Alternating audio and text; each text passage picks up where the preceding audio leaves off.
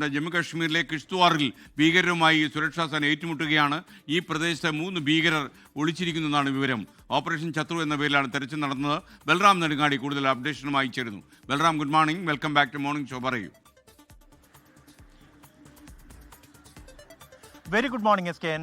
ജമ്മു കശ്മീരിൽ ഇന്ന് പുലർച്ചെ മുതൽ ഏറ്റുമുട്ടൽ ആരംഭിച്ചിരിക്കുകയാണ്. ഈ കിഷ്ത്വാറിലെ വനമേഖലയിൽ കലാപൻ വനമേഖലയിൽ ഭീകരവാദികൾ ഒളിച്ചിരിക്കുന്നുണ്ട് എന്ന സൈന്യത്തിന് രഹസ്യവിവരം ലഭിച്ചിരുന്നു. തുടർന്നാണ് ഓപ്പറേഷൻ ശത്രു എന്ന പ്രത്യേക തെരച്ചിൽ ആരംഭിച്ചത്. ഈ തെരച്ചിലിനിടെ ഭീകരവാദികൾ സുരക്ഷാ സേനയ്ക്ക് നേരെ വെടിയുതിർക്കുകയായിരുന്നു.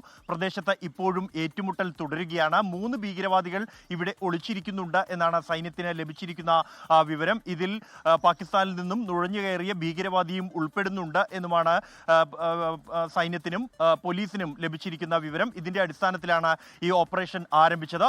ഇപ്പോഴും ഈ പ്രദേശത്ത് ഏറ്റുമുട്ടൽ തുടരുകയാണ്. എസ് കെ എൻ, കഴിഞ്ഞ 3 മാസത്തിനിടെ ഇത് ഉണ്ടായ ഏറ്റവും വലിയ തെരച്ചിൽ ഓപ്പറേഷനുകളിൽ ഒന്നാണ് ഇത് എന്നാണ് സൈന്യം അറിയിക്കുന്നത്.